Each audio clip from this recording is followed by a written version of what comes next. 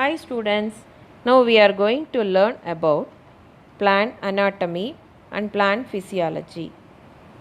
Plant anatomy is the study of internal structure of plants. Plant physiology is the study of the function and activities of plants and their parts. Internal structure of plants was published by Nehemiah Grew.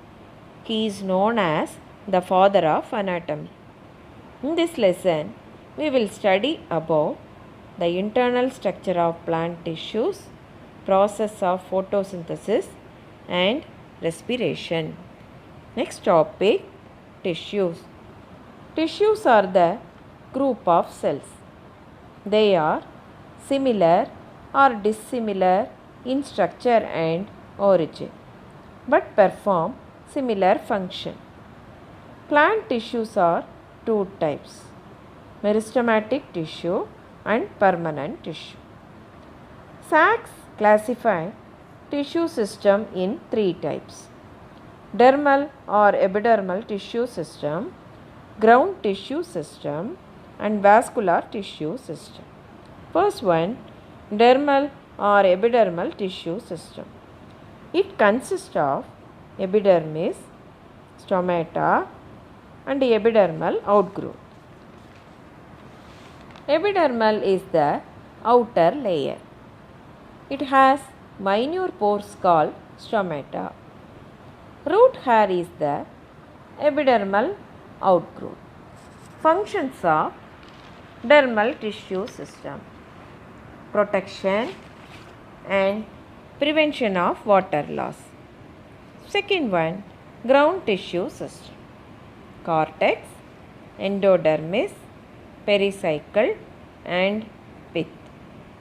The component of ground tissue system are parenchyma, collenchyma and sclerenchyma tissues. Already you studied this cell structure in 9th standard. Functions of ground tissue system: photosynthesis, food storage, regeneration, support and protection. Third one, vascular tissue system. It consists of xylem and phloem. Xylem conducts water to different parts of the plant. Phloem conducts food materials to different parts of the plant. There are three types of vascular bundles. First one, radial, conjoint and concentric. First one, radial bundles. Xylem and phloem are present in different radii, alternating with each other. Example, roads. Conjoint bundles. Xylem and phloem lie on the same radius. There are two types of conjoint. First one, collateral. Second one, bicollateral. Collateral type. Xylem lies towards the center and phloem lies towards the periphery. When cambium is present in collateral bundle, it is called open. And collateral bundle without cambium is called closed. Example, monocot stem. Second type, bicollateral. In this type of bundle, the phloem is present on both outer and inner side of xylem. Third type, concentric bundles. Xylem completely surrounds the phloem. There are two types of concentric bundle: ampivasal and ampicrybal. Ampivasal. Xylem surround phloem. That means phloem is in the center, xylem is present outer side of the phloem. Ampicrybal. Phloem surrounds xylem. That means xylem is in the center, phloem is present outer side of the xylem. There are two types of xylem: endarc and exarch. In xylem, larger and smaller size of vessels are present. Larger vessels are called metaxylem and smaller size are protoxylem. First one, endarch. In this type, the protoxylem lies towards the center and metaxylem lies towards the periphery. Example, stem. Second type, exarch. Protoxylem lies towards the periphery and metaxylem lies towards the center. Example, roots. Functions of vascular tissue system: transport of water and minerals and transport of food.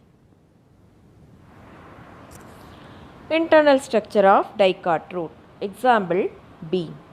A thin transverse section of Dicot root shows the following structure: Epidermal, cortex, endodermis, stele.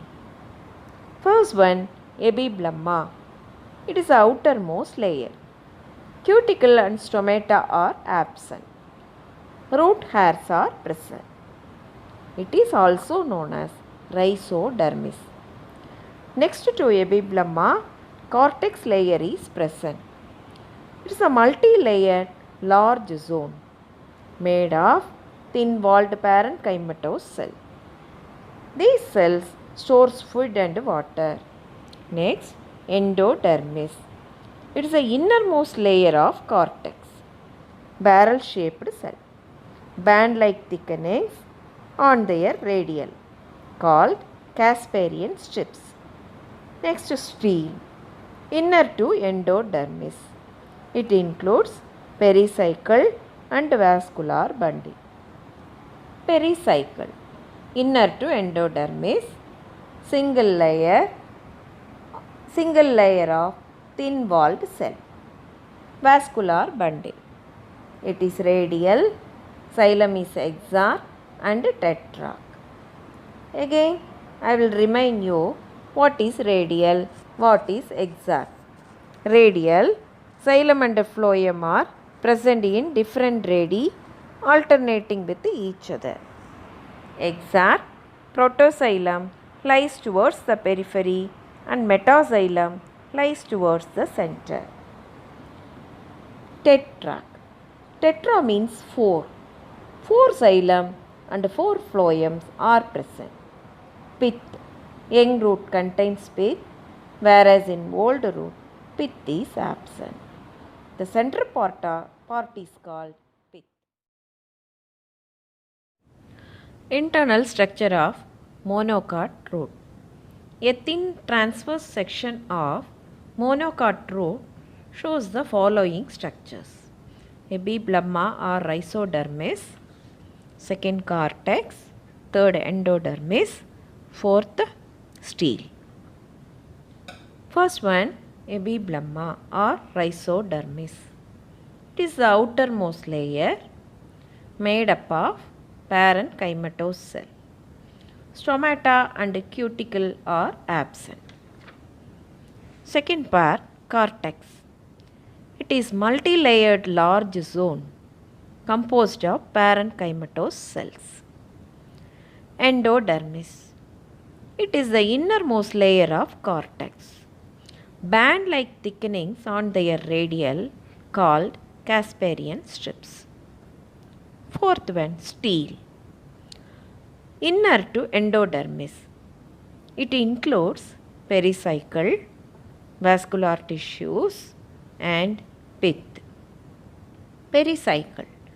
It is a single layer of thin-walled cells. Vascular tissues.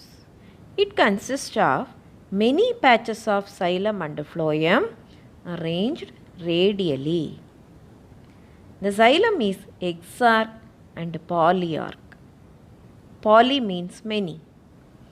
This is the main difference between the dicot and monocot root.